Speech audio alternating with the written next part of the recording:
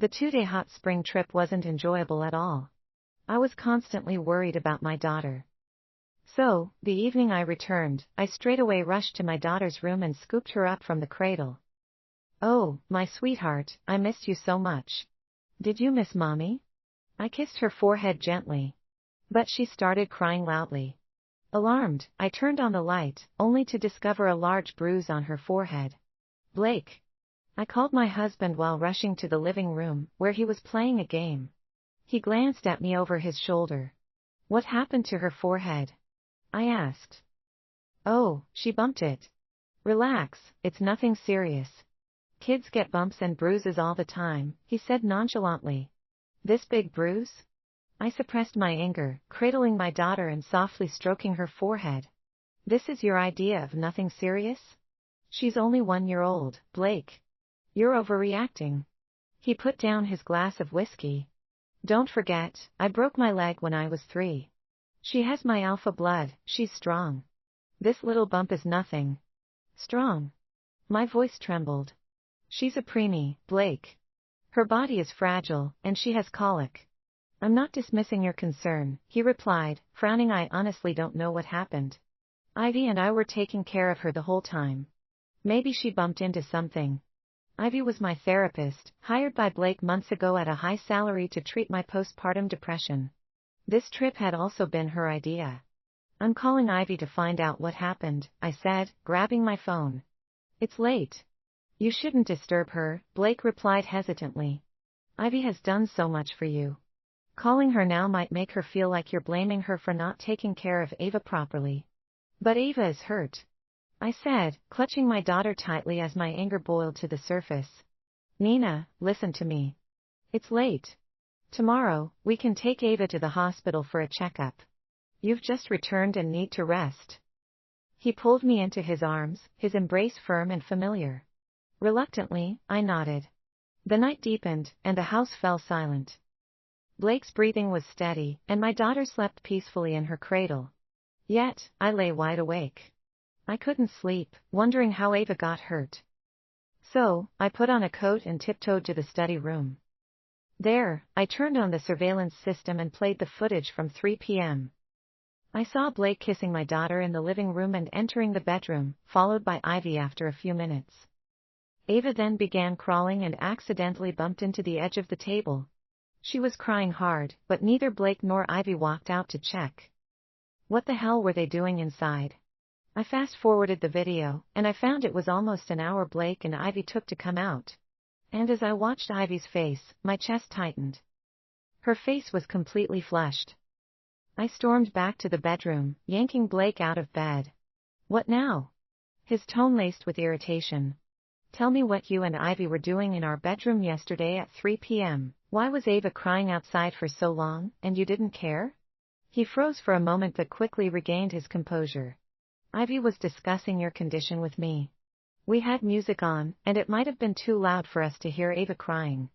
Besides, Ava's usually a quiet child. Not hearing her isn't unusual. You think I'm going to believe that?" I snapped. "What do you want me to say?" he said, feigning innocence. "Do you think I'd intentionally neglect her? Don't forget, I'm her father too. There are no cameras in our bedroom, so I can't prove you're lying. Who knows what you and Ivy were doing in there?" Blake's expression hardened, his voice dropping to a serious tone. "I think your postpartum depression is getting worse. I may have depression, but I'm not an idiot. I'm sure." "Stop it, Nina." He cut in. "Stop making rubbish stories in your head. There is nothing going on between us. Anyways, let me sleep." He hopped back onto the bed. "Tomorrow morning, I have an urgent meeting. Rogues has attacked the pack's borders, and 2 wolves have already died. I have a lot to handle and have no energy to argue about these meaningless things." When he mentioned the pack's crisis, my anger was doused with cold water. I regretted doubting him. He was not just my mate, he was the leader of the Shadowbite pack, and the weight of responsibility on his shoulders was heavy. Blake pulled the blanket over him and turned away while I kept tossing and turning all night. The following day, as dawn broke, I drove Ava to the hospital. "Don't worry, it's nothing serious." The bruise will fade in a few days, the doctor said, and I sighed with relief. Mom won't let you get hurt again, no matter what happens, I whispered as I looked down at her in my arms. Her tiny hand gripped my clothes as though responding to my promise. Although I never wanted to be apart from her, I had to visit Ivy every Monday for my session. I sent Ava home, handed her to the nanny, and then drove to Ivy's office. But this time, I wasn't there for therapy. I was going to confront Ivy face to face and ask her what she and Blake were doing at 3 p.m. yesterday. When I reached, Ivy greeted me warmly. Her smile was as bright as ever, as if nothing had happened.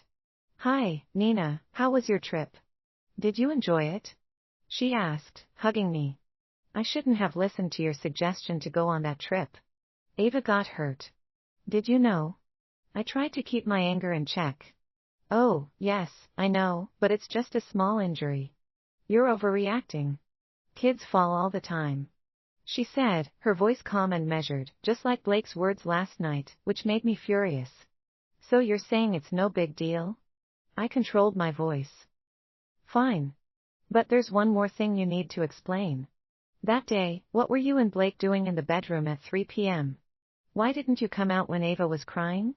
A flash of panic appeared in her eyes, but it disappeared as quickly as it came. "Sweetie, we were just discussing your condition.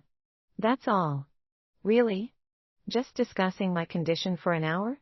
Was that really necessary?" I retorted sarcastically. "Yes, because I had to explain a lot of medical terms to Blake. He's very concerned about you. I wanted to make sure he understood everything clearly." She pulled out a book on postnatal depression from her desk. "I even bought Blake a book on it. Look, I was planning to ask you to take it back for him today. I didn't know how to respond. These reasons sounded so perfect. Can we start today's session?" She skillfully changed the subject when I was at a loss for words. I reluctantly nodded. "You didn't sleep last night, did you?" she asked. "Yeah, I was too worried about Ava. I'll prescribe you some more sleeping pills," she said. I nodded again, but her next question caught me off guard. "Do you and Blake still have a sexual relationship?" My face immediately flushed. That question was far too invasive. "Why would you ask that?" I blurted out, slightly irritated. "I'm asking because I want to understand your situation. Many women with postpartum depression lose their libido, which affects their intimacy. I want to make sure I can help you as much as possible. I've been taking care of Ava." My voice trailed off. "I'm always so tired. I don't have time, I don't have the energy to. With Blake. You're a new mother. It's very common." I felt a slight release of tension, but it wasn't enough to fully shake off the embarrassment. Ivy remained calm, professional, and focused. Then she reached into the desk drawer. Ivy pulled out a bottle of pills and placed it on the table. "This medication is specially designed for werewolves. It helps with anxiety. And also," Ivy gave a mysterious smile, "helps with increasing your libido." I looked up at Ivy, her gaze sincere. Could it be? She genuinely wanted to help me? "All right, I'll give it a try," I said, still skeptical. "You have to trust me. I promise you'll feel better." After leaving Ivy's office, I told myself to stop overthinking. For my family, especially for my child. When I got home, the nanny handed me a crystal box. "Luna Nina, this is from Alpha Blake." I opened the box to find a pair of emerald earrings. "Alpha Blake is so sweet to you," the nanny smiled and said. I smiled faintly. Blake knew I loved green. Sweet memories flooded my mind. Perhaps I really misunderstood him. Maybe it's time for me to make some changes for Blake. I decided to follow Ivy's advice and try the new medication. But after searching my pockets and the car, I couldn't find it. I slapped my forehead. I definitely left it in her office. Ever since I was diagnosed with postpartum depression, my memory has gotten worse. My hearing and sense of smell were also deteriorating. I had no choice but to drive back to Ivy's clinic to retrieve the medication. As I approached the clinic door, I heard strange moans and the sound of something hitting against a surface. It didn't take long for me to understand what was happening. My face flushed red. Ivy was inside the clinic, having sex with someone. Although her behavior seemed highly unprofessional, I had no right to interfere with what she did in her own clinic. I turned to leave quickly, but then I heard a familiar voice that stopped me in my tracks. Who makes you feel better, me or Nina? Ivy asked. Why even bring her up? You know we haven't done anything in ages. The man replied. That voice, doesn't it sound like Blake's? With all my strength, I pounded on the door, and the sounds inside abruptly stopped. After a few seconds, Ivy's voice called out. All appointments are full today. Come back tomorrow. Oh really? Is it because Blake scheduled a special treatment? I said nothing and kicked the door open. Ivy finally cracked it open, leaving only a sliver of space. Nina. Her face was flustered, peeking out with disheveled hair. Move. I shoved her aside. Behind her, Blake was buttoning up his shirt. On the floor lay a glaringly red lace thong. Nina, you're back again, Ivy stammered, her usual elegance and composure completely gone. Blake looked up, staring at me in shock. My body trembled slightly as I fought back tears. Nina. It's not what you think. It was just an accident, Blake said, stepping toward me, trying to calm me down. When did it start? I demanded, shaking off the hand he extended toward me. So you brought Ivy into our pack not to treat my postpartum depression but to make it easier for you to have your affair. It's not like that, he said softly, struggling to find the right words. At first, it really was for you. It was for you. For me. I scoffed coldly. You just wanted to satisfy yourself with this slut's mouth and her pussy. You. Ivy began to speak, but Blake touched her arm, signaling her to stop. So you've been together for a while now. My eyes were red as my voice quivered. The day before yesterday at 3 p.m., you were having sex in my bedroom, weren't you? I didn't mean to. I just couldn't control myself. You know it's been so long since we. Blake's face was filled with guilt. So from the start, you two planned it, didn't you? Sending me on that trip so you could freely carry on your affair in my bedroom. I screamed, fury igniting every inch of me. Blake, that's my bedroom. I thought of the pink bedsheets and pillows, ones Blake and I had bought when we first got married.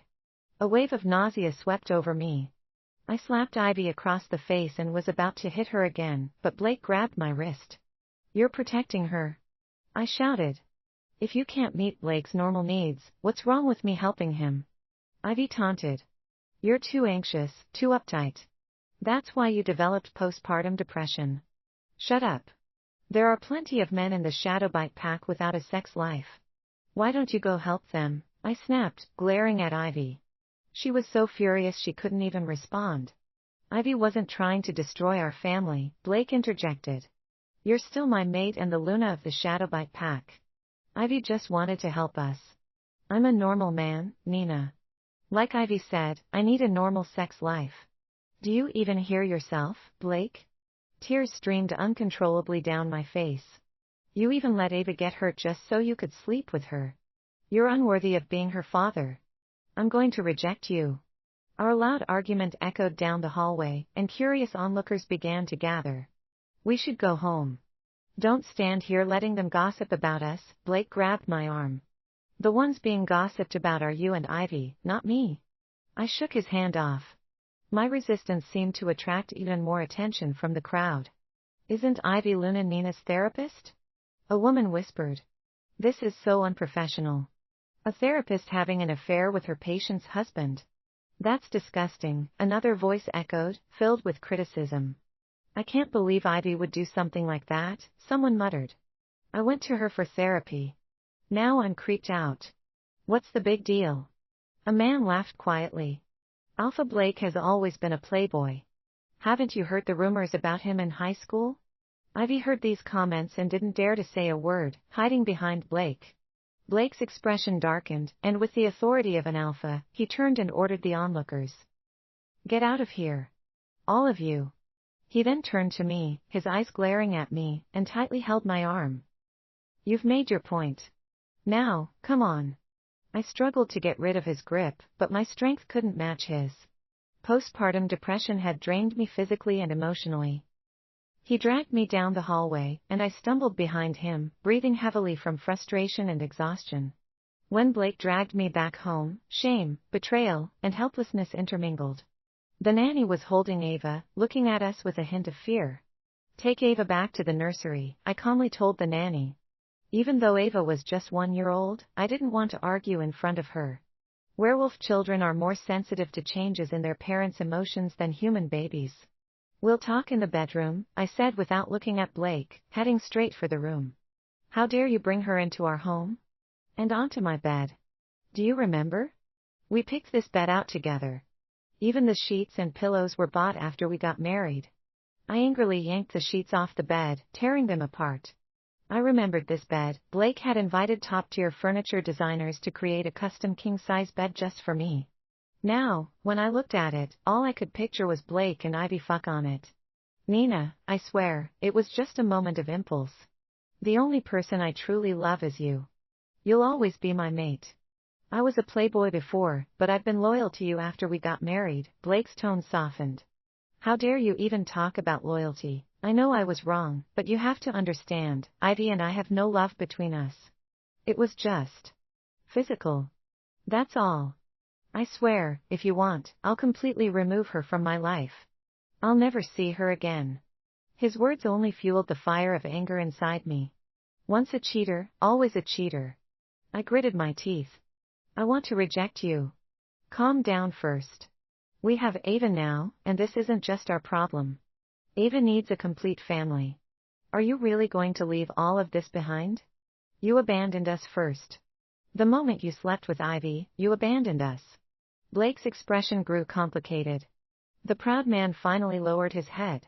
I stopped listening to him and began packing my things. What are you doing? Blake blocked me. This bed is already tainted. I won't stay here. Whether or not you agree to break the mate bond, I'm leaving with Ava. No. Ava is my daughter, I won't let you take her. Blake snatched my suitcase from me. If you're going to leave, leave alone. But you're not taking Ava. And don't even think about breaking the mate bond. Are you going to leave her here so your mistress can bully her? My eyes were red, my voice trembling. How many times do I have to tell you, Ivy is not? Just then, there was a hurried knock on the door, and soon, I heard Ava crying. Ava just threw up again, she looks really uncomfortable. The nanny was at the door, speaking in a